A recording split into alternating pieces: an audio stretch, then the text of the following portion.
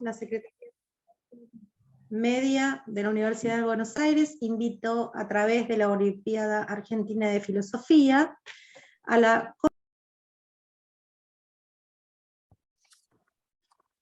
Emi, que es licenciado en letras, periodista, 12 años fue corresponsal internacional, enviado especial de guerra en Yugoslavia en 1991, en el conflicto y acuerdo de paz entre Israel y Palestina entre 1993, la ocupación de Haití en 1994, la guerra de Ecuador-Perú en 1995, las reformas en Irán en 1998, la guerra de Kosovo en 1999, entre otras cosas.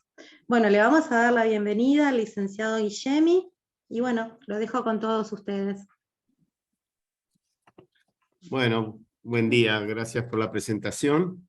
A ver, no sé si me ven un fondo blanco y yo estoy en la pantalla más chica, ¿no es cierto? Sí, exacto. Está bien, bueno, entonces le damos para adelante nomás. No me pongo a pantalla completa, así durante la charla les voy mostrando fotos y videos y eso. Primero yo voy a dar la charla que durará alrededor de media hora y después abrimos el espacio para preguntas, para el diálogo. Si quieren ya pueden ir pensando las preguntas. Y el título de esta charla es Traducir lenguajes, es también traducir culturas. Traducir lenguajes es también traducir culturas. Y esto nos lleva a un gran desafío que tenemos los periodistas que en noticias internacionales, que podría ser el subtítulo de esta charla. Es la búsqueda de lo verdadero en otras culturas y otros idiomas. Si hay algo que define la labor del periodista es la búsqueda de la verdad. Y en este proceso de búsqueda, los periodistas solemos seguir tres pasos. El primero tiene más que ver con el afuera, con la noticia en sí, tratar de tener la mayor cantidad de información relevante sobre lo que queremos contar. Y esa búsqueda de información suele resumirse en las preguntas que siempre queremos contestar, que es qué, quién, cuándo y cómo. ¿Qué sucedió? ¿Cómo sucedió? ¿A quiénes afectó? ¿Quiénes participaron? ¿Y cuándo fue y cómo ocurrió? ¿No? Estas son las preguntas. ¿Qué, quién, cuándo y cómo? Que todos los periodistas tratamos de contestar. Y el segundo paso, después de esto que está más en el afuera, el segundo paso ocurre más en la mente del periodista, que es comprender el significado y dimensionar la importancia que puede tener para el público eso que pasó. Por ejemplo, si la información es que una empresa interrumpió el servicio del gas, lo primero que uno piensa es que es una noticia que le importa nada más que a los que están afectados. Pero si yo les digo que en el marco de la guerra de Ucrania, Rusia la semana pasada difundió esta foto en la que amenazó con interrumpirle el servicio de gas a Europa en el invierno y congelarlos a todos, y esta es la imagen que mostró Rusia, bueno, eso es algo que nos interesa a todos los lectores del mundo, aunque sea un corte de gas, nos interesa a todos aunque no estemos afectados. Y, a ver, ahí ya estoy entero, no sé. Y en tercer lugar, el eje está puesto totalmente en el público, destinatario del mensaje. No se ve, Rubén, la imagen que estás compartiendo. Ahora es en blanco atrás y estoy yo en pantalla. Ahí estamos. Voy a ir alternando cuando hablo yo, dejo en blanco. ¿Está bien? ¿Me ven bien ahí? Ok. Dale. Sí, perfecto. Y en tercer lugar, decía, el eje está puesto totalmente en el público, al que le voy a escribir el artículo, ¿no? Como periodista tengo que ver la forma de cómo contar eso a los lectores o televidentes para que ellos comprendan que la información que les estoy dando es relevante para ellos. Entonces, recuerdo, son tres pasos. La búsqueda de la verdad sobre lo que sucedió, evaluar la relevancia que eso pueda tener para el lector y cómo comunicarlo. Y entonces, si me permiten, lo primero que quería reflexionar brevemente es sobre qué es la verdad. ¿Qué es la verdad? No me voy a meter en debates kantianos ni hegelianos sobre la verdad, que ustedes deben saber saben mucho más que yo sobre eso. Yo voy a hablar de la verdad, hacer una definición muy básica de la verdad, que es la coincidencia entre lo que uno piensa o dice de algo y lo que la cosa es. Entonces, si yo les digo que esta hoja de papel es un plato de sopa, usted me va a decir, no, eso no es verdad, porque no hay coincidencia entre lo que estoy diciendo de algo y lo que la cosa es. Pero ¿qué pasa si yo les digo que esta hoja de papel es una hoja llena de dibujitos y no es una charla? Ahí entonces todo va a depender de la distancia que ustedes tengan de la hoja para saber cuál es la verdad. Y entonces hallar la verdad para los periodistas siempre tiene una relación particular con la distancia. Acá entra el concepto de distancia que tenemos de la cosa. Cuanto mayor distancia, más posibilidades hay de que yo no acierte sobre cuál es la verdad. Si yo digo que el papel que tiene un señor que está a 100 metros dice tal cosa, seguramente no voy a acertarlo. Hablo de la distancia física, pero también de la distancia cultural. Y aquí ya me empiezo a acercar a una de mis experiencias en el exterior. Si yo tengo que explicarle a un argentino, por ejemplo, a ver, ¿por qué no me parece tan mal que las mujeres iraníes se cubran con un chador negro para salir a la calle? Tengo en el medio un enorme abismo cultural entre la Argentina y la República Islámica de Irán para lograr que el lector argentino me entienda. En unos minutos vamos a retomar como ejemplo esta cuestión del chador en Irán para que vean, hagamos el ejercicio de ver cómo se puede acompañar a los lectores o televidentes a cruzar este abismo cultural. A ver, y ahí vuelvo a esta acción. Y con la posibilidad, bueno, que tuve de viajar como periodista por todo el mundo, entrar en las casas, charlar largo rato y comer en la mesa de la gente, de todos los estratos sociales más diversos, pude experimentar la enorme distancia que debemos sortear la mayoría de las veces para intentar acercarnos a la verdad. Esta es una foto mía de cuando no tenía canas. Soy yo el del medio, me confunda acá. Esto es en Irán. Cuando no tenía canas era de barba oscura. Y entonces yo cuando viajaba, y ahora viajo también, ¿no? Pero cuando estoy afuera y hablo con un extranjero, como en este caso eran unos ayatolas en Irán, ¿cómo saber si alguien que me esquiva, por ejemplo, alguien que me esquiva la mirada es porque me está mintiendo, porque es tímido, o porque en su cultura bajar la mirada es una señal de respeto hacia el que lo escucha? Todo eso es un desafío, ¿no? para la labor de encontrar la verdad. Y el objetivo de esta charla, entonces, es animarlos a tomar conciencia de que siempre, siempre, siempre nos separa un abismo respecto de la verdad sobre lo que sucede a nuestro alrededor. Yo lo aprendí respecto de culturas y países diferentes de la Argentina, pero con el paso de los años terminé aplicándolo a todo lo que me rodea también acá en Buenos Aires. Este abismo que me separa del otro, de lo que el otro es, de lo que el otro, de su cultura. Dicen que no sé en cuántos minutos o segundos desde el comienzo de un diálogo con un desconocido, uno ya se hace una primera idea de lo que el otro es. Y eso no lo podemos evitar, porque ese primer prejuicio es algo que a todos nos sucede, ¿no? Es inmanejable. Pero lo que aprendí como periodista de noticias internacionales es aprender a poner en suspenso ese primer prejuicio. Cuando me encuentro con otro y lo primero que pienso, este tiene una pinta de chanta, o este tipo es muy agradable, tener siempre presente y ponerlo en suspenso ese primer prejuicio, porque tengo todavía el abismo cultural en el medio, la distancia que me separa del otro, ¿no? Y en esta charla vamos a hablar primero del desafío de traducir las culturas y luego del desafío de traducir idiomas. Y para sumergirnos en el tema de las culturas y de las enormes diferencias de lo que expresa el lenguaje, empezando por el lenguaje corporal en cada país, quiero presentarles un pequeño video de un psicólogo estadounidense que se llama Paul Ekman, y que estudió el lenguaje corporal en todo el mundo.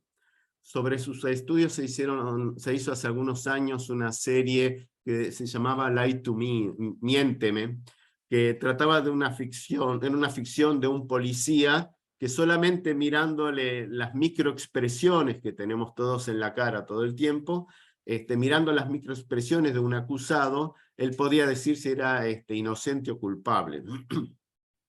Esto se basa en las investigaciones de Paul Ekman, de estas pequeñas microexpresiones que tenemos en el rostro. Pero acá en este video, Paul Ekman desarrolla la idea de cómo un mínimo gesto físico significa cosas totalmente diferentes en cada cultura. El video es más largo, pero yo le voy a pasar 3 minutos y luego les cuento mis experiencias como periodista. Saben que el sistema de traducción automática de YouTube no es muy bueno y es medio difícil seguirle a la lectura. Por eso les adelanto que primero Paul Ekman va a hablar de cómo es el saludo con las manos en todo el mundo, luego cómo se dice que está todo ok en todo el mundo, los gestos que se utilizan para decir que alguien está loco, y finalmente cómo se puede insultar con las manos, los distintos gestos de insulto con las manos. Pero esto es para empezar a ver las enormes diferencias, ¿no? Ahí les paso el video de Paul Ekman.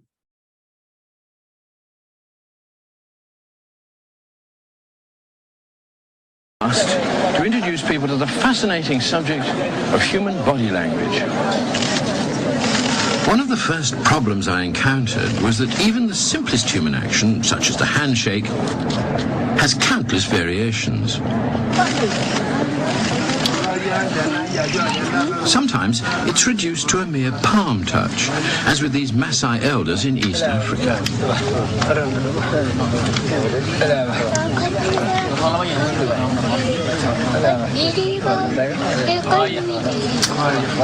But in other countries it becomes more elaborate. In Mali, in West Africa, the handshaker briefly touches his own forearm as the palms clasp. In Morocco, the handshakers kiss one another's hands at the same time as clasping them. And in Turkey, these Kurdish farmers have taken this simple action and converted it into what amounts to a minor ritual.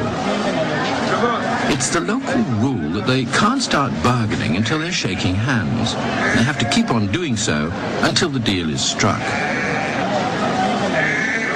The essential feature of handshaking is that it's an egalitarian act.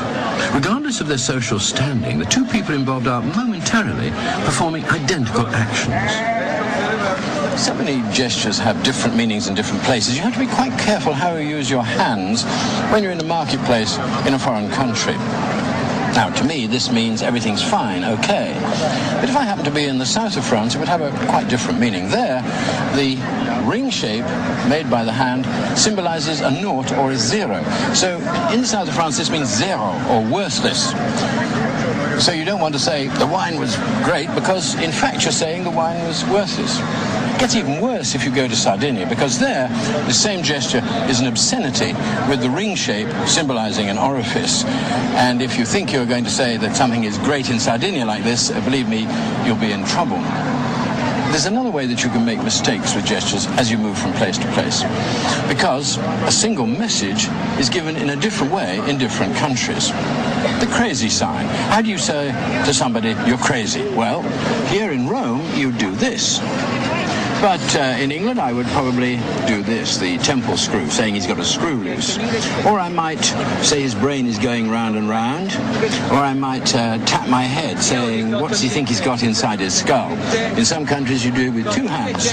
It varies from place to place. And if you go to Japan, you have to be careful, because if you do it this way, it means he's intelligent. You have to do it in an anti-clockwise direction in Japan if you want to say that somebody is crazy. So all over the world, the same message is given in a slightly different way. One of the most obvious examples of this, and one of the most dangerous, is the insult gesture. This Turkish pedestrian displays his anger with the thrust of a stiff forearm, using his arm symbolically as an aggressively erect penis. A slightly more obscure insult is the cornuta, or horn sign, frequently seen in Italy. It implies that the victim of the insult is a cuckold, that his wife is unfaithful to him.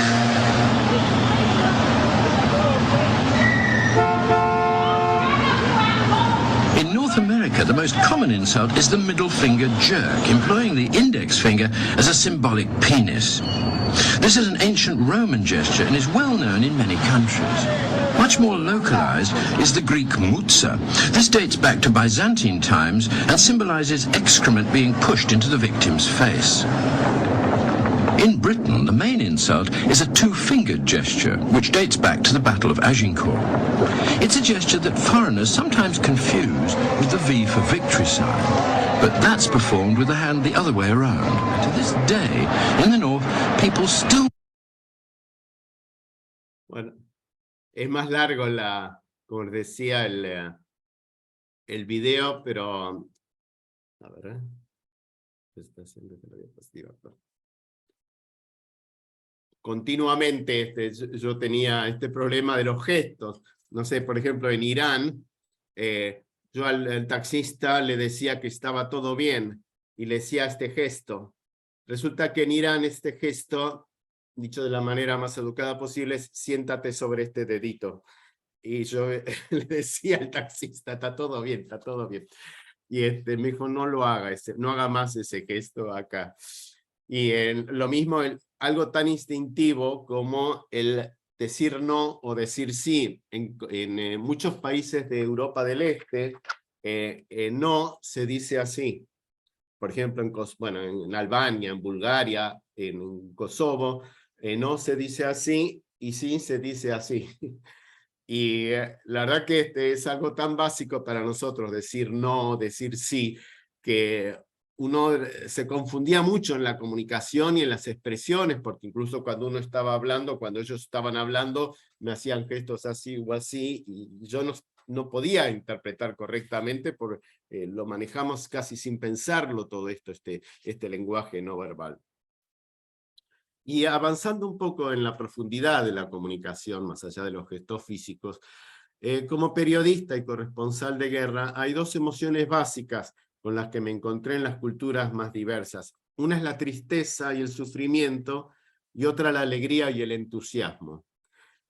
Y comencemos, por ejemplo, con la expresión del sufrimiento, del dolor. A los occidentales de hoy nos provoca, por ejemplo, cierto distanciamiento y desconfianza la forma en que los árabes expresan el dolor y la tristeza. Uno de los temas que me tocó cubrir muchas veces fue el conflicto entre árabes y palestinos. Bueno, de hecho estuve en la Casa Blanca cuando fue este saludo entre Yitzhak Rabin y Yasser Arafat en el año 1993. Entonces, bueno, conocí bastante el tema de cómo es la expresión de dolor y de sufrimiento entre árabes y judíos.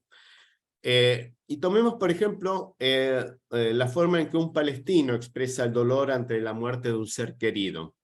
En televisión se pasa muy seguidos imágenes como esta, de mujeres palestinas expresando dolor. Y para nosotros es una manera locada esta de mostrar dolores. Nos parece que son mujeres descontroladas, ¿no?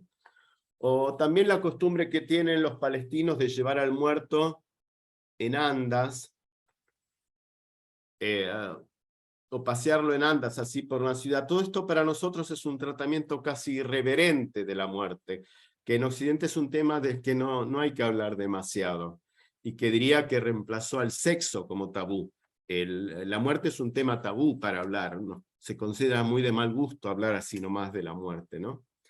Pero la expresión del dolor fue siempre algo muy abierto entre los árabes. Miren, por ejemplo, esta Miren, por ejemplo, esta pintura. A ver. Miren esta pintura egipcia realizada 14 siglos antes de Cristo con las mujeres que lloran la muerte de un visir. Fíjense que es muy parecida al gesto de las palestinas llorando, ¿no? Como que tiene larga tradición en estos países el tema de la expresión de dolor, así de manera tan, para nosotros a lo mejor tan descontrolada, ¿no?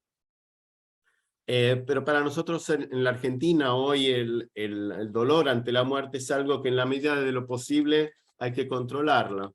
La muerte es un tema del que no queremos hablar y nos incomoda mucho el hecho de que alguien hable demasiado sobre la cuestión. Y en el otro extremo hay una costumbre muy arraigada, por ejemplo, entre los sajones, que es la de realizar banquetes después del entierro.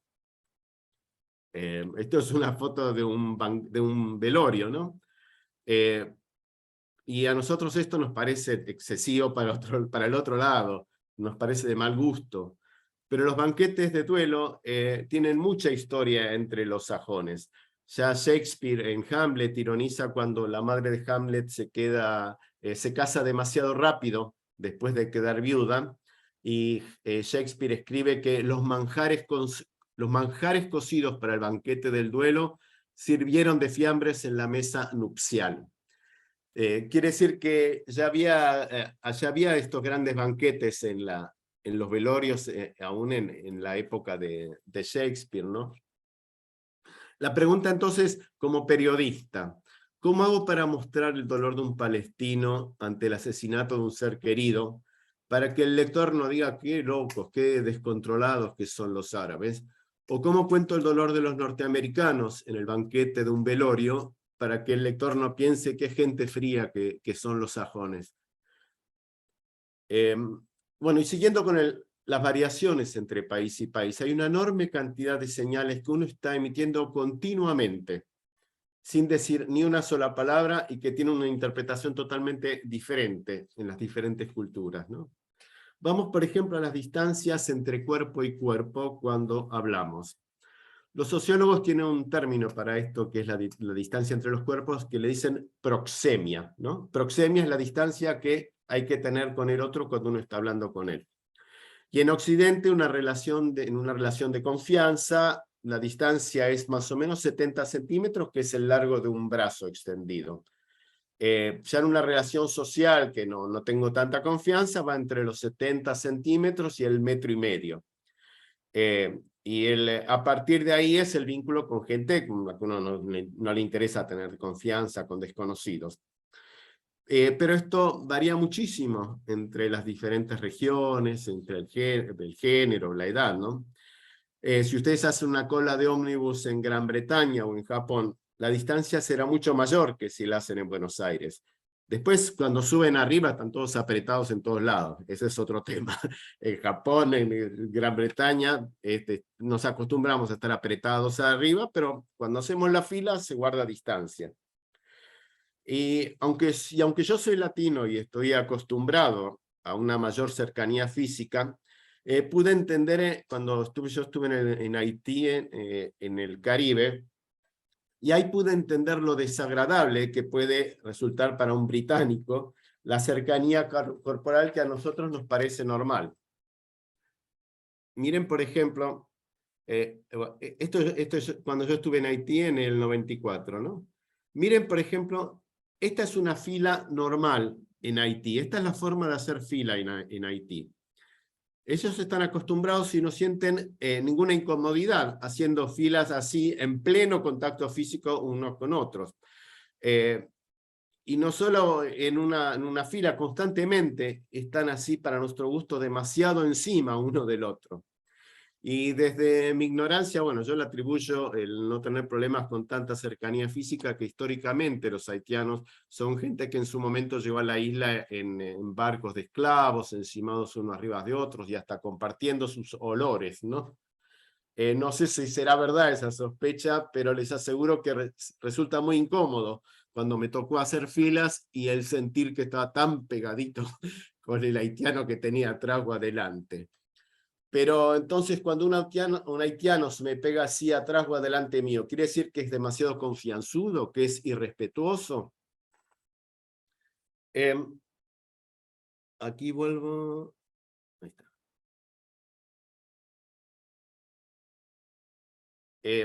el otro día estábamos recordándonos en el diario el escándalo que se armó en Gran Bretaña, en 2014, por ejemplo, cuando el jugador de polo, Facundo Pieres, hizo esto. Le tocó en la espalda a la reina Isabel. En los medios británicos fue un escándalo, muy grande esta foto. Facundo Pieres tuvo un gesto, no se podría preguntar, ¿esto es un gesto de calidez o fue irrespetuoso con la reina con este gesto? La reina no pareció inmutarse demasiado, ¿no? Pues bueno, además ella amaba el polo y amaba los caballos. Pero quizás ella sintió la misma incomodidad que yo sentía con los haitianos cuando se me pegaban tanto en una fila, ¿no? Miren, si no, miren este pequeño video de cuando la reina recibió al presidente venezolano Hugo Chávez en 2001. Fíjense el detalle, resulta que Chávez le quiere dar un abrazo a la reina, y fíjense el detalle del pasito que da la reina para atrás cuando Hugo Chávez intenta darle el abrazo, y cómo se vuelve a acercar la reina cuando ve que está fuera de peligro, que Chávez no la va a abrazar. Ahí les muestro.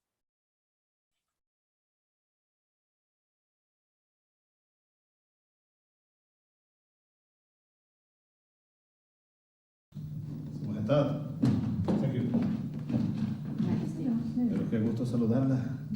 Un gran honor. Pleasure, great honor to be Escuchar su here. mano, su majestad. Great honor to have the opportunity to shake your hand, Your Majesty. It's very nice to see you here. Es un gran gusto tenerle aquí. Have you ever had an interesting ¿Qué tal su viaje? ¿Ha sido Muy interesante? bien, un viaje de 21 Excellent. días. He's been traveling for 21 He days. estado por Austria, Austria, por Bélgica.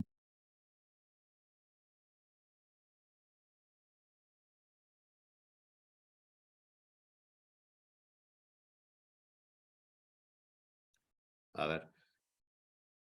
Ahí estamos.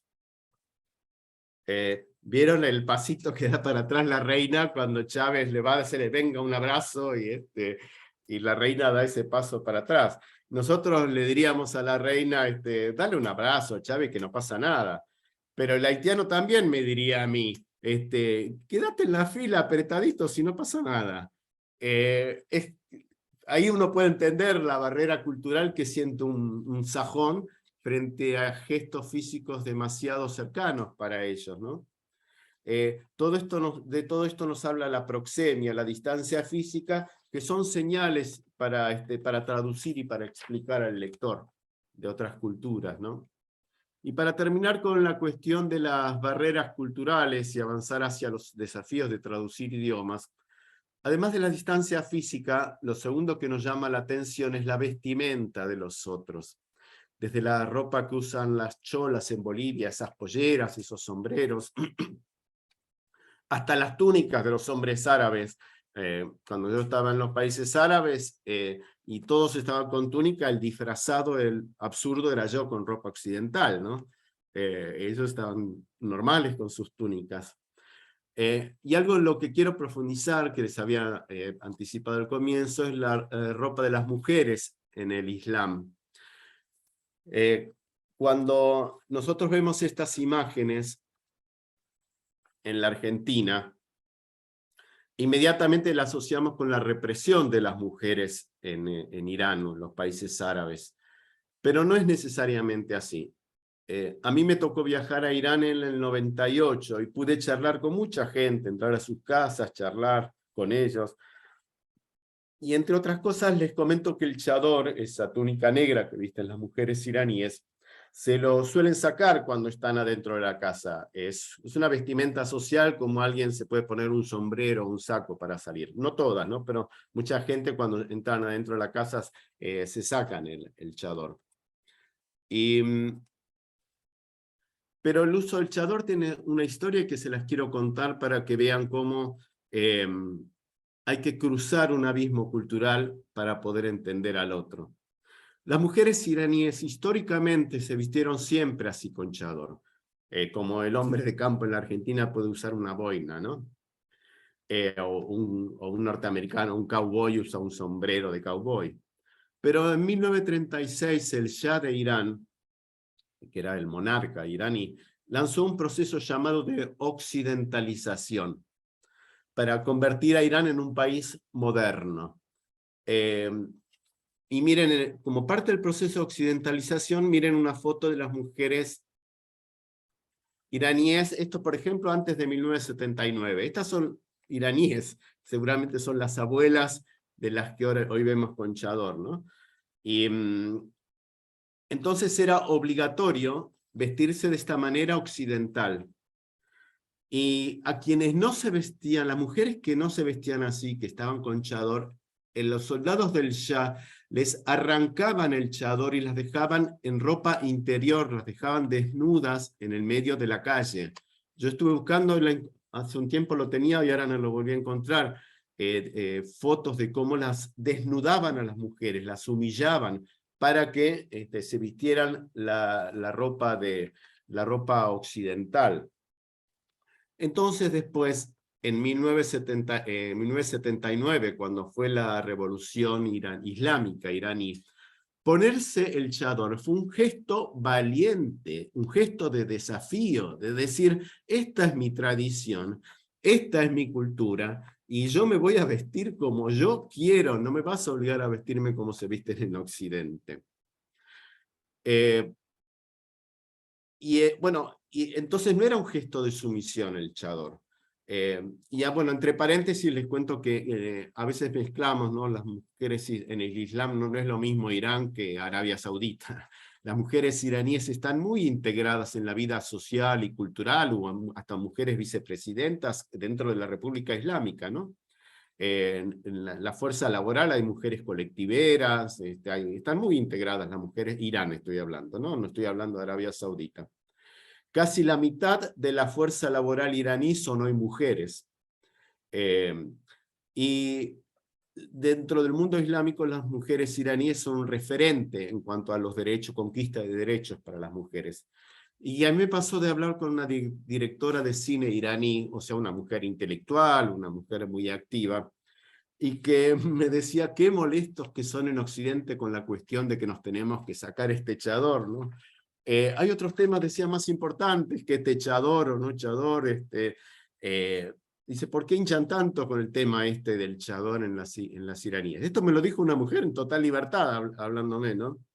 Entonces yo me pregunto, ¿el uso del chador es un gesto de sometimiento o es un símbolo de la valentía y de defender las tradiciones propias de las mujeres iraníes? ¿Cuál es la verdad? Obviamente yo soy occidental y yo tengo mi idea de que no me parece bien, pero yo lo estoy hablando desde mí. Yo cuando viajo allá tengo que ponerme en tratar de entenderlos a ellos, tratar de cruzar, como decíamos, este abismo cultural que me separa de ellos. Pasemos entonces ahora a los desafíos que presenta traducir idiomas. Otro abismo enorme, además del de traducir culturas. En lo personal tuve la suerte de aprender varios idiomas desde chiquitito y aprenderlos jugando, y eso me permitió no tener la traba que suele tener la mayoría de la gente frente al idioma, que es el bloqueo mental. Pues nosotros somos 7 hermanos, y venía una mujer de familia, una profesora de familia inglesa a jugar con nosotros en inglés. Y bueno, como cualquier chico jugamos a la mancha, a las escondidas, pero todo en inglés, estaba prohibido hablar en español. Y después entonces seguí con la misma metodología de jugar y de divertirme, seguí con el alemán, francés, italiano, y en la facultad después con griego y con latín, pero siempre enfrenté el aprender idiomas nuevos como una diversión, así que no está lejos de parecerme una vanidad el poder hablar otro idioma. Ahora con la pandemia empecé a estudiar hebreo, así que ahora estoy en 3er año de hebreo. Y entonces uno de los desafíos más grandes a la hora de traducir lo que el hablante de otra lengua dice, es el título de esta charla, ¿no? ¿Cómo traducir idiomas? Hay muchas expresiones que no se pueden traducir. Se los puedo contar con una frase en español para que entiendan que no tiene traducción fácil a otros idiomas. Es la frase vergüenza ajena. No hay manera sencilla de traducir, por ejemplo, esto al inglés. Es más, en inglés una de las formas de decir vergüenza ajena es Spanish shame, que quiere decir vergüenza española. a un inglés o un norteamericano no se le ocurriría sentir vergüenza por algo que hace el otro. Eso es muy de los latinos, sentir vergüenza por algo que hace el otro. Son culturas más individualistas, entonces lo que hace el otro es problema del otro. Yo no tengo por qué sentir vergüenza ajena, no existe ese concepto para un sajón. Entonces, tomemos por ejemplo ahora un ejemplo del alemán.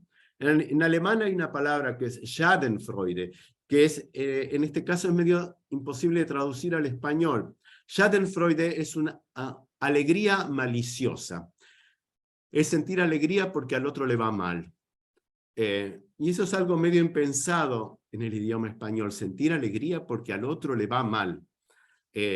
Por supuesto, siempre traducir se puede finalmente, pero hay que hacer toda una explicación.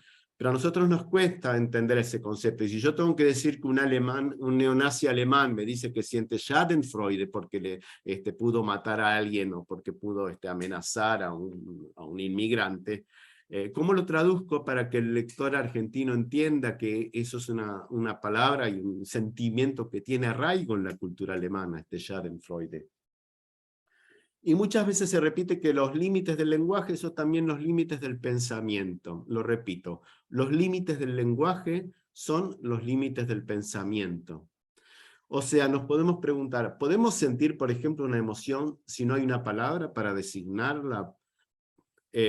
Por eso es importante este tema de la relación del lenguaje con lo verdadero. Se los cuento con otro ejemplo. Ustedes saben que en las culturas antiguas, por ejemplo, no todos los colores tenían nombres. Los primeros colores que tuvieron su palabra propia fueron el blanco y el negro, ¿no?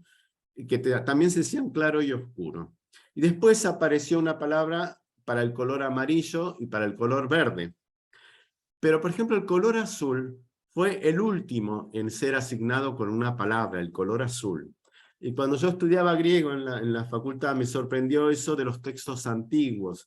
Ustedes saben que en la Odisea de Homero, que fue escrita en el siglo VII a.C., el mar, Homero cuando habla del mar, lo describe como color vino oscuro. El mar es color vino oscuro, no azul o ni siquiera verde porque no había una palabra para decir azul. Para Homero el mar es color vino oscuro porque no existía todavía la palabra azul en el siglo VII en Grecia. La primera cultura que desarrolló una palabra para el color azul fueron los egipcios, pero precisamente porque fueron los primeros que pudieron encontrar una tintura color azul, entonces empezaron a denominar cosas con el color que ellos podían hacer, con esa tintura azul. Y no crean que es esto una cuestión de retraso cultural, que falten palabras para determinadas cosas. Se los voy a contar con otro ejemplo. Nosotros en español tenemos 2 o 3 palabras nada más para denominar a la nieve. Tenemos nieve, aguanieve, nevisca, no sé, no mucho más. Pero en el idioma de los esquimales, en el idioma de los inuit, tienen entre 40 y 50 palabras diferentes para denominar la nieve. Y ellos no entienden cómo es que nosotros no vemos que es diferente un tipo de nieve de la otra. Para ellos, digamos, hay un atraso. ¿Cómo no pescaste? ¿Cómo te das cuenta que es diferente esta nieve que esta otra nieve, no? ¿Somos ciegos nosotros a esas diferencias? Como no tenemos palabras para designarlos, probablemente seamos ciegos a muchas de esas diferencias entre un tipo de nieve y la otra, ¿no? Y quiero terminar con 2 palabras que fueron claves en mi carrera periodística: la guerra y la paz. Saben que es muy divertida la etimología de la palabra guerra. Aunque el nuestro es un idioma latino, ninguno de los idiomas latinos conservó la palabra latina para guerra, que era bellum. Bellum se escribe, bellum. Y en español, en español es guerra, en francés es guerre, en italiano es guerra. Todos nuestros idiomas latinos tomaron la palabra del germánico, que era la palabra guerra, que da en inglés war, guerra, ¿no? Y eso fue porque la palabra bellum, en latín, se parecía demasiado a la palabra bellus, que quiere decir lindo. y que en los idiomas latinos vieron velus da bello, bello en italiano. Y la guerra no es precisamente algo lindo, entonces los empezaron a preferir la palabra guerra tomada del germánico a la palabra bellum, que era la propia del latín, ¿no? Y por último quería reflexionar sobre algo que siempre me llamó mucho la atención. Yo, por mi trabajo, viajo todavía muy seguido a Israel. A ver. Estoy pidiendo chica. Bueno. Viajo muy seguido a Israel. Y Israel y los países árabes son dos culturas que toda la vida vivieron en guerra. Y me llama mucho la atención que ellos tienen como forma de saludo la palabra paz, que en hebreo es shalom y que en árabe es salam. Y entonces es raro que la misma palabra de hola, eso es hola en hebreo, shalom o salam en árabe, que la misma palabra quiere decir paz y quiere decir hola, ¿no? Cada vez que saluda a un israelí o un árabe, dice shalom o dice salam. Y es más, en hebreo, la palabra para decir cuando uno pregunta cómo te va, es ma shalom ha, que quiere decir, o sea, ma shalom ha se pronuncia, quiere decir cómo está tu paz. Cuando un hebreo le pregunta al otro cómo te va, le pregunta ma shalom ha, ¿cómo está tu paz? Esa es la forma de preguntar en hebreo cómo te va, ma shalom ha. ¿Qué significa eso? ¿Que la palabra paz está bastardeada? ¿O muestra un anhelo cotidiano y profundo de estas culturas? ¿La paz es realmente algo importante o es algo irrelevante para ellos, que es algo tan cotidiano, que lo mencionan tan seguido? Y hay muchas palabras que terminan siendo bastardeadas y pierden su significado. Podemos pensar en algo muy de estos días, como las palabras odio y amor, que están muy bastardeadas en esta época. Todo es discurso de odio, todo es discurso de amor. Así es como estas palabras hoy no tienen el mismo significado que en otros momentos, ¿no? Entonces quiero concluir y dejar espacio para las preguntas, recordando que al principio de esta charla hablé del problema de la distancia para conocer la verdad. Y les dije que hablaba de la distancia física y también de la distancia cultural. Y la distancia efectivamente provoca daños enormes. Para la invitación de esta charla en el volante eligieron como ilustración el cuadro de Guernica de Picasso.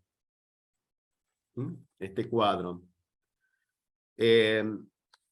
Y hace poco menos de un año tuve la oportunidad de entrevistar a un sobreviviente de este ataque, del ataque de Guernica. Esto es Guernica en 1937. Fue un ataque que hicieron los alemanes sobre el País Vasco. En aquel momento Guernica estaba bajo control de los republicanos y opuestos a Franco. Y el ataque de los alemanes, que seguramente lo hicieron con la connivencia de Franco, de Francisco Franco, dejó miles de muertos y la destrucción completa de la ciudad, tal como muestra el cuadro de Picasso. Entonces quería cerrar esta charla con una reflexión que hizo este sobreviviente. Yo entrevisté hace un año, como les decía, a un sobreviviente de la guerra, del ataque de Guernica, que era un chiquitito de 12 años en aquel momento. Y él hace una reflexión que me gustó mucho sobre la cuestión de la distancia y el enorme daño que puede causar la distancia entre las personas. Y el video comienza con una declaración del embajador alemán en España, que recientemente reconoció la culpa de Alemania por aquel ataque de 1937, y luego está la reflexión que hace este sobreviviente, que era un nene de 12 años en aquel momento. Con este video concluyo la charla y luego vamos a las preguntas.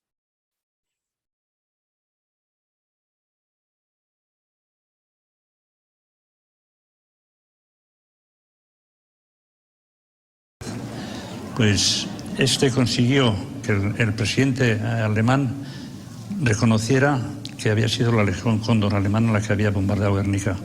Yo quiero asumir ese pasado y reconocer expresamente la culpa de los aviones alemanes involucrados. Les dirijo a ustedes, como sobrevivientes del ataque y testigos del horror vivido, mi mensaje conmemorativo y conmovido de condolencia y duelo. Evoco el recuerdo de aquellas personas. Y yo le contesté entonces en nombre de los supervivientes. Hace 60 años tuvimos en Guernica una visita inesperada. Muchos éramos niños aún.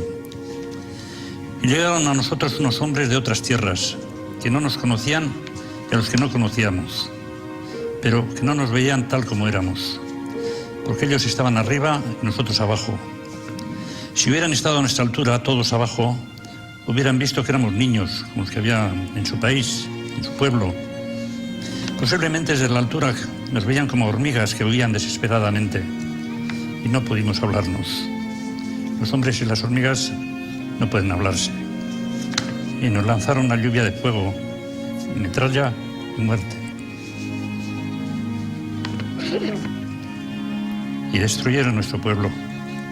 Aquella noche ya no pudimos volver a cenar en nuestra casa ni a dormir en nuestra cama. Ya no teníamos hogar. Pero aquel acto incomprensible para nosotros no nos dejó un sentimiento de odio o de venganza, sino un deseo enorme e inmenso de paz, de que aquello no debía suceder nunca más y de que de las ruinas de lo que fue nuestro pueblo debía surgir una bandera de paz para todos los pueblos del mundo. Bueno, perdonad que me emociona.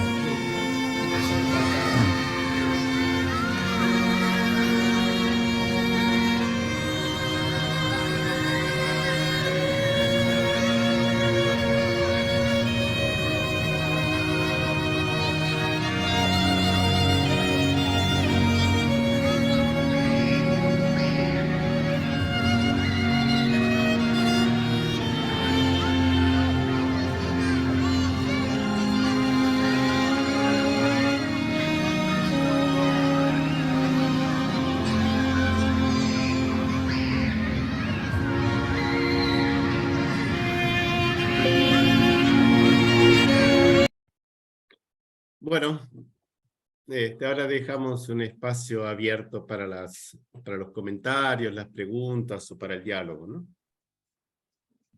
Bueno, los que quieran ir haciendo preguntas las van escribiendo y... No estoy escuchando, Laura. ¿Me escuchabas ahí? Ahora sí, era yo el volumen, ahora sí te Bueno, escucho. los que quieran ir pensando y poniendo preguntas, váyanlas poniendo en el chat. Creo que hay ya alguna pregunta. Victoria las va a ir leyendo. ¿Vicky? Sí, acá hay preguntas en el chat. El director de la Olimpiada, Marcelo Lobosco, pregunta, licenciado Guillermo, un placer y un honor tu conferencia, dice. La pregunta es, ¿qué relación hay entre los gestos y la cultura y la verdad, según tu punto de vista?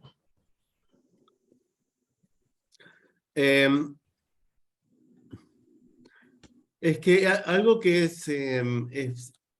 no se puede separar la cultura con el gesto. Entonces, yo solo lo puedo explicar en el contexto de determinada cultura, lo que quiere decir eso. Por eso, si yo estoy explicando que, no sé, la cercanía física de un haitiano, yo lo que trato de hacer siempre es dar el significado cultural que tiene eso dentro de su cultura. Tiene que ir pegadito, cultura, digamos, la cultura con el gesto, explicarlo, explicar qué sentido tiene. Lo mismo, bueno, como decía, la vestimenta, explicar qué sentido tiene dentro de la cultura, es lo que trato de hacer con un artículo, o a veces directamente no lo cuento, trato de no contarlo si veo que no puedo explicarlo, porque lo van a malinterpretar que algo está queriendo decir algo cuando no está queriendo decir eso, ¿no? Entonces lo tengo muy en cuenta, por ejemplo, con el tema de la expresión del dolor de los palestinos o eso, tener mucho cuidado porque es el dolor, la expresión del dolor siempre es muy cultural en cada país. Entonces, y lo que en un lado parece exagerado, en el otro parece demasiado frío, y tratar de dimensionarlo, y ahí es cuando pienso en el lector argentino, o en el televidente argentino, qué cosas le voy a mostrar, qué cosas le voy a contar, para que no malinterprete el sentido de lo que el otro me está mostrando, ¿no? Perfecto, gracias. Otra pregunta, dice Tamara Otazo. ¿Hay algo de verdad en los gestos? Y verdad siempre hay verdad, digamos, pero lo que pasa es que la verdad tiene que ver con lo que quiere decir en determinada cultura. Si no cruzo ese abismo cultural que tengo, la brecha cultural que tengo con el otro, no voy a poder conocer la verdad. Si yo no me abro la cabeza, hay una cuestión de abrirse la cabeza, ¿no? Si yo no me abro la cabeza a entender, por ejemplo, bueno, les cuento cosas que a nosotros nos chocan. A mí me choca mucho cuando hablo con un norteamericano y todavía hoy sigue justificando el ataque nuclear a Hiroshima. Lo siguen justificando y la mayoría de los norteamericanos apoya el ataque nuclear a Hiroshima. Pero bueno, si lo explico, lo tengo que explicar desde la cultura de ellos, qué significa para ellos, qué significó esa amenaza, qué significó todo eso. Pero a nosotros, al lector argentino, siempre nos va a seguir chocando montones de cosas que vemos de afuera o que piensan afuera, ¿no? Por ejemplo, ahora yo, no lo contaron, yo viví en Rusia y trabajaba en la televisión estatal rusa. Y entonces ahora me tocó, durante la guerra, me tocó muchas veces contar qué siente el ruso frente a Ucrania. Y sería largo de explicarlo, ahora no lo puedo explicar todo, pero poder entender por qué los rusos están ocupando Ucrania, por qué están haciendo esto, y poder entenderlos. Después uno dirá, está bien, está mal, pero poder entender lo que significa para un ruso esta guerra. Hacer el esfuerzo de acercarte a entenderlo, aunque, como digo, soy argentino y occidental y latino, y tengo mis ideas sobre muchas de estas cosas. Pero hacer el esfuerzo de ayudar al otro a cruzar esta brecha, ¿no? Gracias. Pregunta nuevamente el director Marcelo Lobosco. ¿Qué es más importante, entender o comprender? ¿Y por qué? Ay, me agarró, no sé cuál es la diferencia entre entender y comprender. No sé bien, porque... no sé, no sé bien cuál es la diferencia. No, Marcelo, no sé. ¿querés expresar esta diferencia? No sé si tenés... Sí, Igualito Sartre, Marcelo. bueno, hola, ¿qué tal, Rubén? Un placer y un honor que vos estés acá. Vos sos licenciado, pero a su vez sos semiólogo. Entender es establecer una relación de causa y efecto. Comprender es ponerse en el lugar del otro. Y entonces, ¿es necesario para entender otra cultura? Digamos, esa es la primera pregunta. Y la segunda pregunta,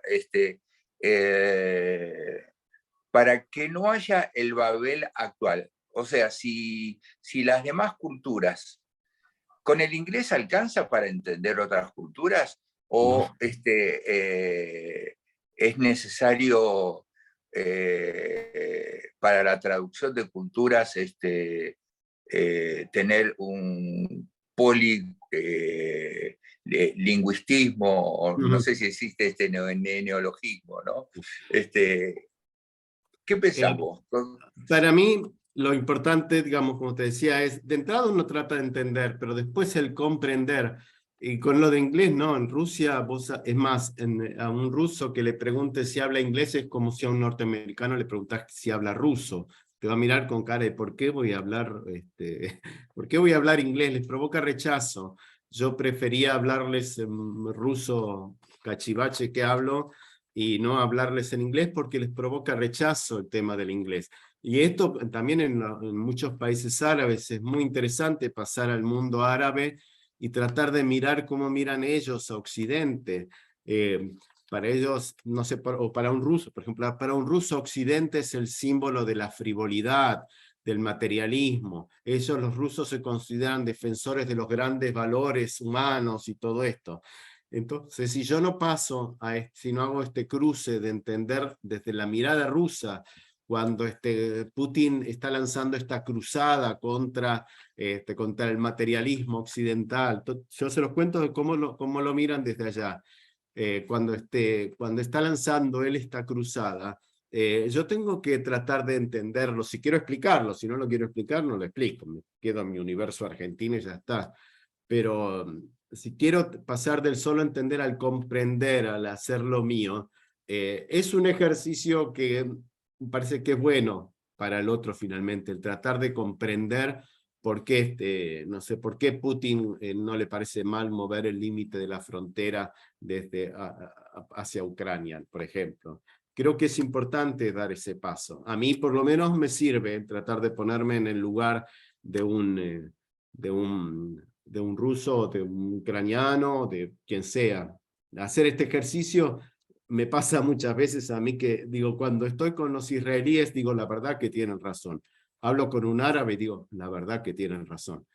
Así que no serviría yo para tomar partido exactamente con uno o con otro, porque hago siempre este ejercicio de meterme en el universo del otro y comprenderlo desde lo que el otro es, desde lo que el otro piensa, ¿no? Gracias. Uy, para que me fui. Tamara Otazo pregunta, ¿cómo observa la distancia que se da a partir de las nuevas tecnologías? ¿Cómo qué? ¿Cómo observás la distancia que se da a partir de las nuevas tecnologías? No, yo creo que acerca mucho esta posibilidad de que, todas estas cosas que les pude mostrar, se las puede mostrar también por la tecnología, ¿no? Yo creo que acerca, lo que pasa es que seguimos mirando todo muy desde Occidente. La mayor parte de lo que consumimos, todo occidental, es una mirada occidental. No creo que haya muchos argentinos en condiciones de explicar la vida de los iraníes, o la vida de los chinos, o la vida de los japoneses, o los rusos, o los árabes. Es muy desde la visión occidental lo que solemos consumir. Entonces ese es el problema de la tecnología, el que llamamos globalización a lo que es más que nada una occidentalización de la cultura, más que una globalización. Globalización sería si pudiéramos, no sé, tomar la costumbre japonesa de lo que fuera, y no está eso. Cierto. César, gracias. César pregunta, ¿hay guerras justificables? No, lo que puedo es comprenderlas, no son justificables. No, rechazo a la guerra me provoca, me hace mucho daño además. De las guerras he vuelto mucho daño así anímico. Sobre todo me impacta mucho el sufrimiento de los chicos, ¿no? De los nenes, el daño. Tuve una experiencia así yo fui en el 99, como les contaba, a Kosovo, y entrevisté a una nenita de 15 años que en aquel momento me dijo, le pregunté, ¿cuáles son tus sueños para cuando seas grande? Y ella me dijo textual, una nenita de Kosovo, ella me dijo, matar un soldado serbio, ese es mi sueño. Ella había visto violaciones, habían violado y matado a compañeritas suyas. Y me quedé muy traumado de eso. Y 10 años más tarde dije, yo quiero volver a entrevistarla, ahora que ella es una chica de 20 y pico de años, y pedí ayuda a ACNUR, que es la de Naciones Unidas para los Refugiados, y me ayudaron a encontrarla y volví a viajar a Kosovo. Y volví a entrevistarla, la nena esta, Mirlinda se llama. Y cuando la entrevisté le pregunté, Mirlinda, cuando vos tenías 15 años, ahora tenía 25, vos me dijiste que el sueño para cuando seas grande era matar a un soldado serbio. Dice, yo dije eso, no podría jamás haber hecho algo así. Dice, es más, cuando volví, porque yo la entrevisté como refugiada afuera, cuando volví a Kosovo, yo me interpuse y evité que lincharan a un soldado serbio. Esto es para decir que la cosa humana finalmente tiene una enorme, la profundidad de lo humano tiene una enorme capacidad de reponerse y de salir adelante, ¿no? Frente al daño enorme que le pueden hacer. Habrá algunos que terminan más locos y otros que sacan desde adentro esta cosa de resiliencia de la bondad humana. Pero la guerra nunca es justificable, la guerra es algo espantoso, la gente ahora ya poco a poco se fue, pero en aquellos primeros años existía el concepto de la guerra como si fuera la guerra de San Martín, de los soldados luchando y no sé qué. La guerra es algo asqueroso, es violaciones. Si vos le das a una persona el permiso para matar a otra, va a ser en el medio toda la otra cantidad de aberraciones que se te pueda ocurrir antes de matar y además de matar. Entonces, nada, la guerra es algo horrible, no solo por el daño que uno vea, muerte, no sé, por todo lo que deja en el medio, ¿no? Toda esta crueldad que queda en el medio. Gracias. Pregunta Norberto Pared. Buenas, un honor poder participar de esta charla. Dice, quiero destacar la cuestión de la distancia que resonó bastante en la charla. La pregunta sería, ¿es necesaria una cierta distancia, entre paréntesis, respeto, para no atropellar a lo otro diferente, de otra cultura, raza, lengua, etcétera, la cual iría en contra, de la cultura occidental en sentido de la globalización del ciudadano? Bueno, si querés leerla en el chat, está ahí. ¿La repito? Él habla a lo mejor a ver si entendí bien. Más que una distancia, yo lo llamaría como un compás de espera frente a cuando te encontrás con una cultura distinta. Ya les digo, yo lo apliqué a viajar al exterior, pero lo mismo me pasa a mí cuando me encuentro acá con un argentino. Yo no sé, cuando un argentino me dice contar conmigo, yo qué sé qué es contar conmigo para él. Yo sé lo que yo quiero decir cuando yo digo contar conmigo, pero no sé lo que el otro quiere decir cuando me dice contar conmigo. Es decir, siempre tengo un compás de espera hasta ver lo que efectivamente quiere decir el otro cuando me está diciendo algo. Cuando, no sé, por ejemplo, se habla de que los rusos son gente fría. Yo les digo, yo cuando me volví de Rusia, después de haber vivido allá y haber trabajado allá, mis compañeros me abrazaban llorando, llorábamos. Y uno dice, son rusos, ¿cómo que si son fríos estos? Y nada, tienen un modo de ser que aparentemente, cuando viaja en el metro de Moscú, pareciera que son gente más dura que una piedra.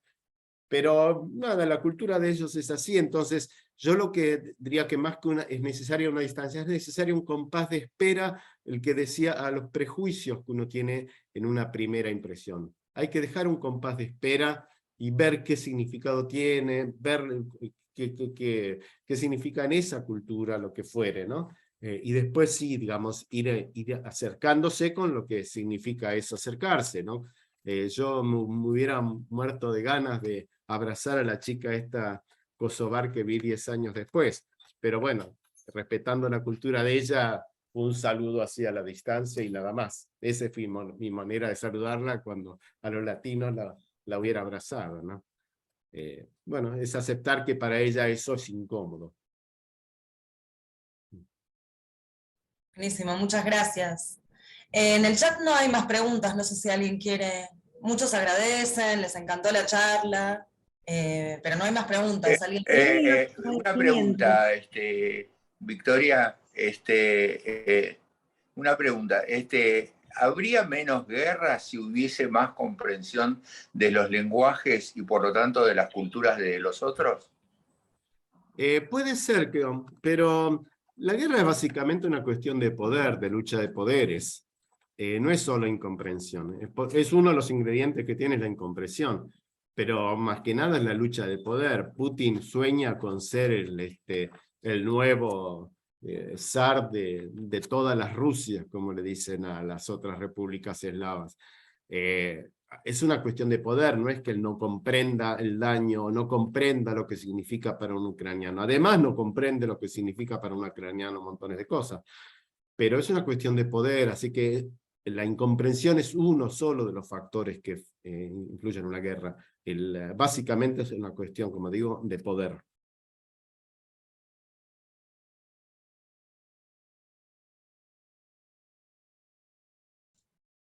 Acá hay otra pregunta en el chat. Rocío de Mendoza dice: hola, en Argentina, a pesar de compartir el mismo idioma, todavía tenemos problemas de comprensión, más aún comprender al otro cuando tenemos tantas brechas, principalmente cuando hablamos de la ley de lengua de señas en nuestro país. Sí, eso justamente era lo que quise poner todo el foco en la charla, que yo lo digo respecto a esta distancia y esta incomprensión, la digo respecto de otras culturas, pero yo continuamente lo percibo no sé si en la Argentina, en todo el mundo pasa, esta dificultad para entender al otro, para comprender al otro. Yo no puedo, en el fondo el otro siempre es un misterio, al que uno se va acercando, lo va conociendo, pero hay toda una brecha que me va a separar siempre del otro. Y lo importante para mí es esto, el abrirse a decir, ojo, que lo que estoy percibiendo puede no ser verdad del otro. Yo siempre, a ver si la cuento breve, una anécdota. Tenía un compañero que era muy pesado en Clarín, muy cargoso, y me dijeron una vez, pero vos lo conoces, y yo siempre me relacionaba con él como, qué cargoso que es este pibe. Hasta que un día me dijeron, ¿no sabés la historia de él? Yo no sé nada de la historia de él. Dice, él cuando tenía 5 años, la mamá le dijo, vení que te voy a mostrar algo. Se suicidó delante de él, a los 5 años. A partir de esto, yo digo, todo lo que esta persona logró en su vida después, ser periodista, escribir, es un exitoso, es un campeón de la vida. El que yo creía que era un cargoso era un campeón de la vida, solo que yo no conocía de dónde venía su historia. Entonces el comprenderlo y conocerlo, un argentino, como estoy diciendo, que habla el mismo idioma, la misma profesión y todo, el comprender, el saltar esta brecha, me ayudó a entenderlo. A partir de ese momento les aseguro que cambió mi trato con él. El que me parecía cargoso, sentía yo después un orgullo de que esta persona me hablara. Es un campeón de la vida este hombre. Y por eso creo que así como estos montones de veces nos pasa que si uno se anima a comprender al otro, a entender lo que el otro es de distinto, ayudaría mucho, ¿no? Ayuda mucho a la convivencia eso. Gracias. Acá, bueno, César, creo que ya lo respondiste igual, pero dice, ¿cómo evitar una guerra cuando hay una posición de abuso? ¿O qué métodos hay para evitarla? Sabes que siempre es el contacto humano, siempre. A mí me encantó cuando cubrí el acuerdo de paz entre palestinos e israelíes, la técnica que usan los noruegos. Los noruegos son muy famosos en cuestiones de mediación. Ellos estuvieron interviniendo también en Venezuela sobre la cuestión de mediación. Ellos lo que hacen es encerrar, hay unas películas sobre eso, encerrar a los que están en conflicto, a los diplomáticos, los encerraban en un castillo y los atendían y les hacían, hablen entre ustedes los temas que tengan para hablar. Nosotros estamos al servicio de ustedes, los ponían a acercarse. Y cuando la cosa estaba muy conflictiva, ¿sabes lo que hacía? Traía el diplomático noruego traía a su hijito de 2-3 años y lo ponía a jugar en medio de israelíes y palestinos. Como una manera, por los nenes en todos lados compran a la gente. Y los palestinos y israelíes terminaban jugando con el nenito de 2-3 años ahí en el medio entre ellos, y ahí así van salvando puentes, haciendo puentes entre ellos. Pero siempre es el acercamiento, el hablar, el conocerlo, el que puedan compartir a una mesa. siempre, siempre es el acercamiento, el que pueda escucharlo al otro. Creo que siempre es el camino para evitar una guerra o para salir de una guerra, ¿no? ¿Y cómo romper los prejuicios? ¿Cómo pensás que por ejemplo, América Latina o Argentina son países muy prejuiciosos, donde, donde se prejuzga antes de comprender o entender al otro, ¿no? Es que para mí lo mejor sería que pudiéramos ver los daños que provoca el prejuicio, como yo comentaba recién, el daño que me provocaba el prejuicio sobre mi compañero Cargoso, el no conocerlo. Si fuéramos conscientes del daño que provoca el prejuicio, si fuéramos conscientes del daño que provoca el prejuicio, uno ya aprendería más a ponerlo en suspenso, como, o sea, le digo, yo lo pude vivir en tantas culturas, ¿no? El daño enorme que provoca mi prejuicio. Poder ponerlo en suspenso. ¿Qué es poner en suspenso? Y que no crea que, porque este tipo, como le decía, no porque baja la mirada y no me mira cuando habla, es porque el tipo es no que fuera un engreído ni nada. Entender que por ahí en su cultura esto tiene un significado, en su cultura personal habla, aún de un argentino, tiene otro significado, no sé, invento. Es muy común que uno crea que una persona que es tímida, en realidad a veces es un orgulloso y que no le da bola a nadie. Y no es que es orgulloso y no le da bola a nadie, es que es tímido y está encerrado así en sí mismo. Vos le atribuís montones de cosas que no son. Esto ya, bueno, vamos más al ámbito cultural más que al tema periodístico, pero aprender a ponerlo en suspenso, decir, yo no sé qué significado tiene para él el no darle bolilla a nadie. Yo creo que es un engreído y resulta que no es un engreído, es un tímido. Entonces aprender a poner en suspenso mi opinión sobre el otro, siempre, siempre ponerla en suspenso. Es un ejercicio que me lo he tomado siempre. Cuando voy a una entrevista, lo mismo. A todos nos pasa que te encontrás de los primeros minutos con alguien y decir, uy, qué plomo que va a ser este hombre. O me encanta el modo en que está hablando. Y saber ponerlo en suspenso, decir, pues, conozcámoslo y vamos viendo después, a medida que lo conocemos, ir tomando una opinión más acabada de lo que el otro es, ¿no? Alejandro Pozo pregunta, ¿para usted la cultura puede llegar a construir un nuevo camino hacia el concepto de pueblo o hermandad mundial, en donde las diferencias o particularidades sumen en lugar de separar? A mí siempre digamos, en ese sentido veo la globalización como lo que llaman globalización como una amenaza. Yo terminé de mis viajes y todo eso, terminé diciendo, qué lindo que sos diferente. Me pasó ahora, no sé, yo viajo mucho también a Bolivia, y en Bolivia hubo toda una reivindicación de sus diferencias durante el gobierno de Evo Morales, de pasar a tener vergüenza a las mujeres vestirse con las polleras, cholas y con el sombrerito, a tener orgullo de eso. Decir, yo soy boliviana y me visto así. Entonces, es lo importante de aceptar y recibir al otro como diferente, y que decir, está perfecto que seas diferente, está muy bien que seas diferente. Si querés vestirte de otra manera o querés ser de otra manera porque, no sé, a vos te parece, hacelo. Pero está perfecto que seas diferente. La apertura de esa, yo creo que la integración pasa por aceptar que el otro es diferente y no atribuirle un significado que por ahí no lo tiene para nada, ¿no? Gracias. No hay más preguntas. ¿Es más importante tolerar o comprender al otro, ponerse en el lugar del otro? ¿Qué te parece? La palabra tolerancia a mí no me gusta mucho, porque tolerancia quiere decir que todo me parece bien o todo me parece... No es que me parezca... Tolerar es que algo me parece aceptable o bien. Y comprender es diferente, es hacer, digamos, es meterme más en el mundo del otro. Entonces, me gusta más la palabra comprender que la palabra tolerar. Tolerar es algo aceptable. A mí no me dice nada, pero si vos lo querés hacer, hacelo. Y no va por ese lado la cosa.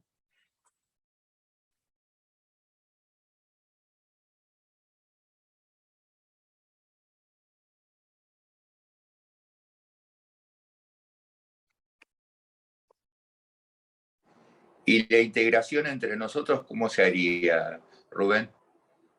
¿Integración entre? Entre nosotros, los latinoamericanos o los argentinos.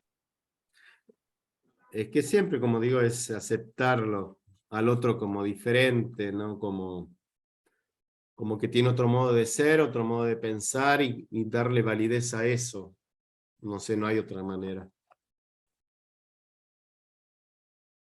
¿Es el camino para la integración?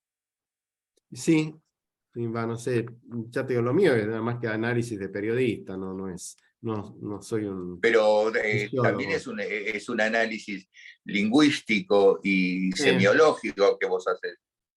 Sí. Pero yo no veo otro camino más que ese, el de escucharlo primero, escucharlo, conocerlo y finalmente comprenderlo, ¿no? Que es el ejercicio que hice en tantas cosas que de entrada me provocaron rechazo y finalmente, bueno, los escuché, conocí, terminé comprendiéndolos y aceptándolo que el otro tiene derecho a ser así, a ser diferente.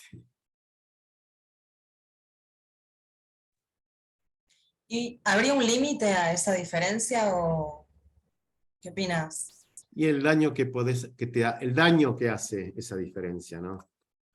Sí, no sé, yo por una exageración, puedo aceptar que, ¿cómo se llama? No sé, un invento, un caníbal, lo puedo entender, pero hay un daño que está haciendo al otro eso. Entonces, ese daño es lo que, si eso hace daño es donde, como decía la frase esa latina, lo primero es no dañar, lo primero es si hace daño al otro de alguna manera, entonces ya, digamos, obviamente que hay que cambiarlo eso. Yo puedo entender las ansias de poder de Putin, pero estás matando gente. Entonces, ya ahí, ya no, es un límite que no tenés que cruzar, el hacer daño al otro.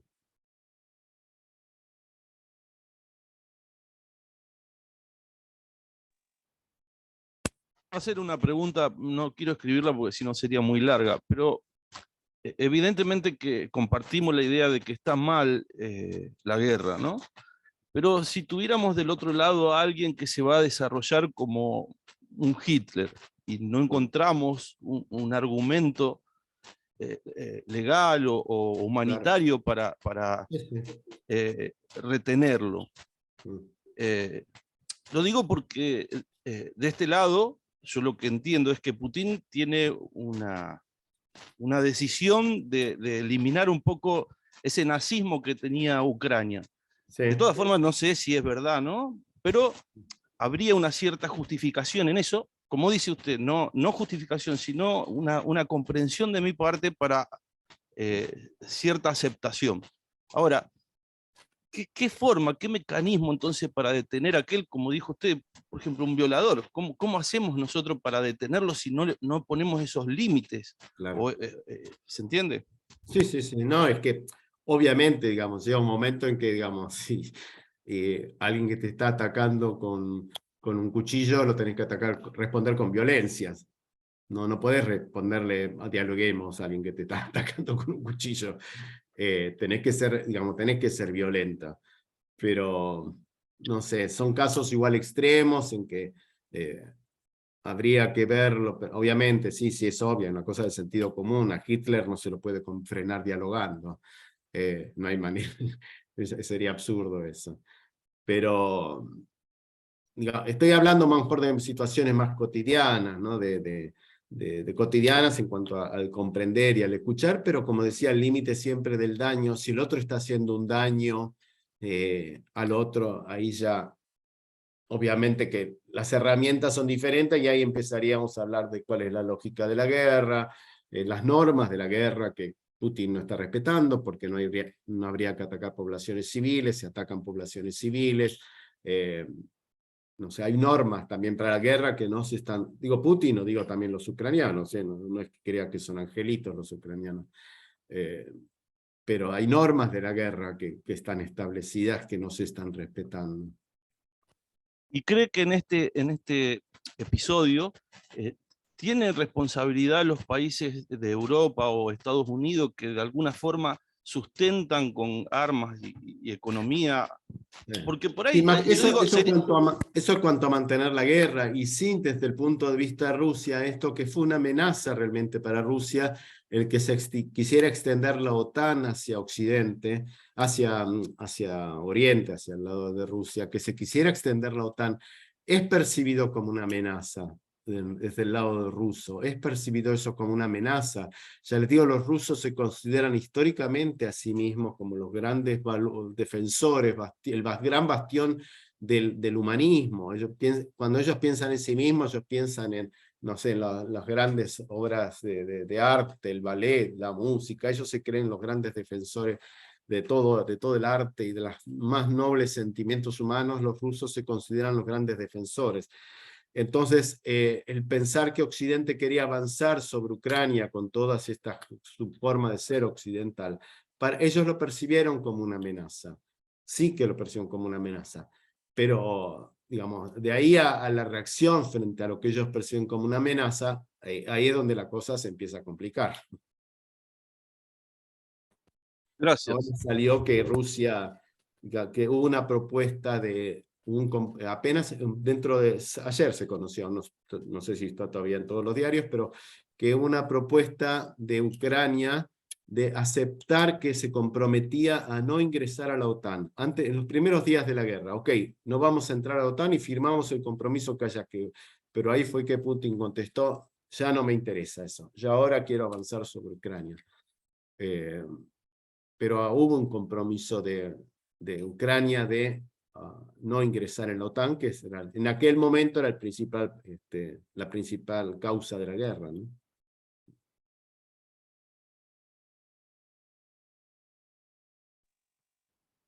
No, esto me aclara entonces de que Putin, teniendo la posibilidad de rehusar a esto, no le dio oportunidad. Sí, sí. Es más, evidentemente es político. ¿Cómo? Evidentemente es algo político, ¿no? Sí.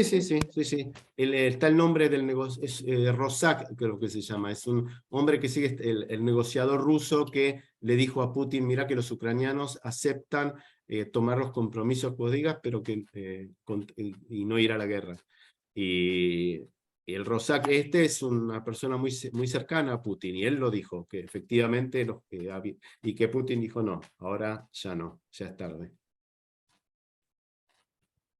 El inicio de la guerra lo conoce, sabe que ellos, sabiendo que tenían a Rusia ahí instalado al lado, seguían amenazando a un pueblo que quería ser de alguna forma independiente. Sí, es un tema muy largo, porque todo el significado que tienen, no solo en Rusia y Ucrania, en toda Europa, el tema de la nacionalidad es un tema muy complejo de entender. Yo cubrí mucho las guerras en Yugoslavia, y el tema fronteras para nosotros es muy claro. La Argentina empieza en Ushuaia, termina en La Quiaca, empieza en el Atlántico y termina en la cordillera de los Andes, punto. Y todo el que nació o tiene DNI argentino es argentino, es así de clarito para nosotros. En Europa esos conceptos, en Europa, en la mayoría del mundo, en los países árabes y israelíes, el concepto de nacionalidad es muy diferente, no logramos entenderlo nosotros. A mí no me importa ni si ninguno de ustedes es hijo de italianos o de rusos o de lo que fuera, es argentino, punto. Ese concepto para la mayoría de los países no les entra en la cabeza, el tema de la nacionalidad. La mayoría de los países. Ellos no pueden entender que yo no sepa con el que estoy hablando si es ruso, si sus abuelos eran rusos o eran españoles. No les entra en la cabeza. ¿Cómo que no sabes si él es No, les tengo que explicar, no, en la Argentina no nos importa eso. Gracias a Dios, diríamos nosotros. No me importa, es argentino, punto. Emocionó esa respuesta, me emocionó la respuesta, digo, y me aclara un montón de cosas que por ahí no comprendía de lo que está pasando allá, ¿no? Gracias.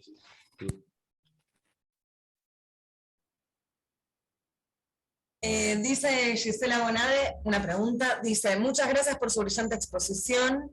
¿Cómo cree que impacta esta guerra en el conflicto Taiwán-China? De eso escribí bastante también. Es que ahí pasa lo mismo. Los taiwaneses son chinos.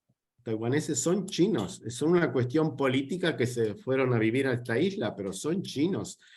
Entonces, China lo considera una parte integral de su territorio.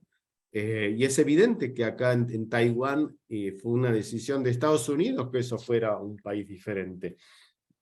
Entonces, ahí está un actor ajeno a la región. A esto se suma, obviamente, que es un país capitalista, o digamos, un país occidental, con otro sistema político y de gobierno frente a un régimen autoritario. Entonces, ya vimos además lo que pasó con Hong Kong, cuando Hong Kong digamos, tenía un compromiso de, ¿cómo es que se dice?, un solo país y dos sistemas, y bueno, finalmente los chinos empezaron a apretarle las clavijas a los hongkoneses.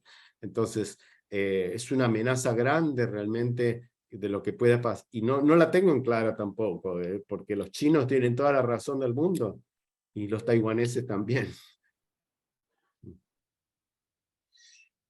Entonces, Rubén, esto implicaría que es más amplio el concepto de los franceses de mundialización, porque involucra a las culturas, que el de globalización, que implica la universalidad de la economía y la universalidad de las comunicaciones. Es que, como te digo, para mí la palabra globalización no me gusta para nada, porque no es globalización, es occidentalización y hasta norteamericanización. Es eso lo que ellos llaman globalización.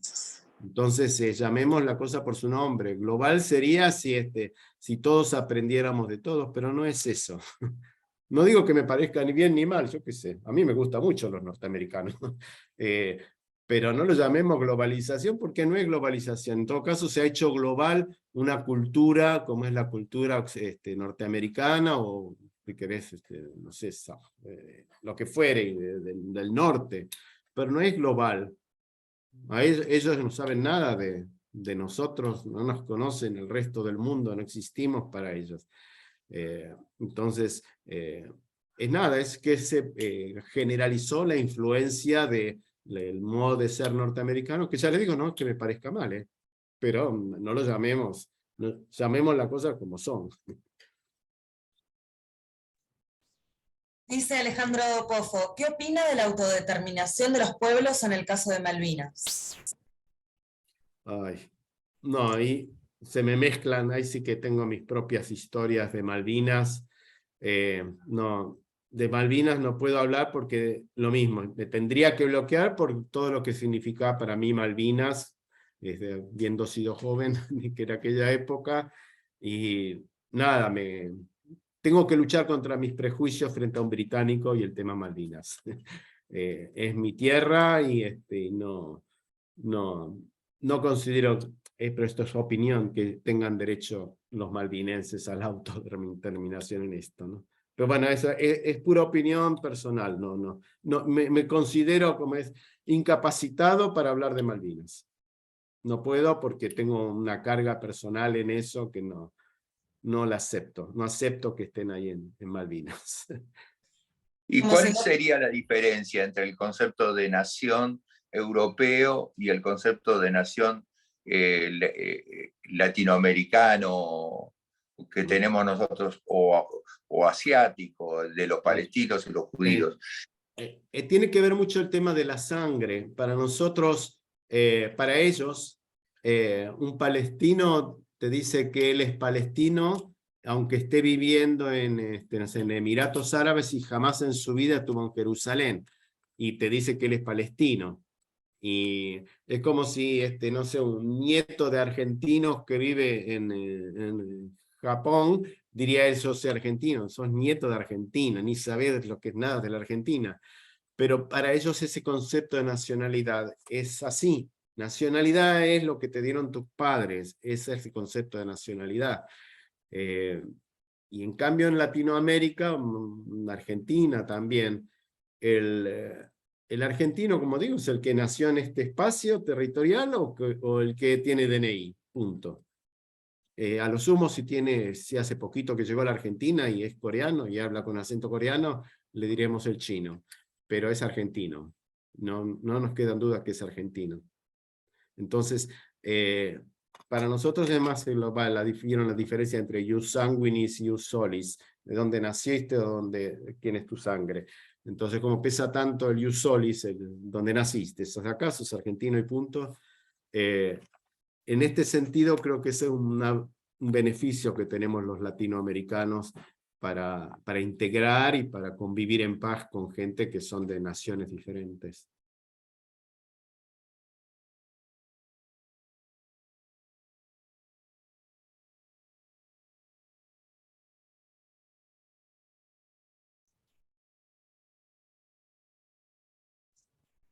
¿Alguna pregunta más? ¿Alguien quiere hacer? ¿Puede hablar?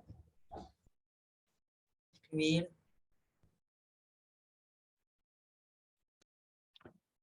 Está muteado. Perdón, vamos a agradecer entonces al licenciado Guillermi. Hay un montón en el chat de agradecimientos y felicitaciones que la puede leer Rubén. Parece que la charla les ha gustado a la mayoría, a todos, porque han expresado ahí felicitaciones y agradecimiento.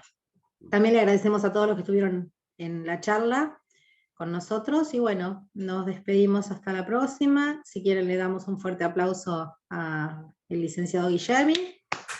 Gracias. Gracias. Gracias. Bueno, no sé si nuestro director quiere decir algo.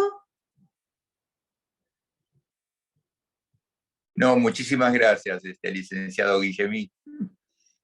Un honor y un placer. Muchas gracias por invitarme, muchas gracias. Gracias a usted.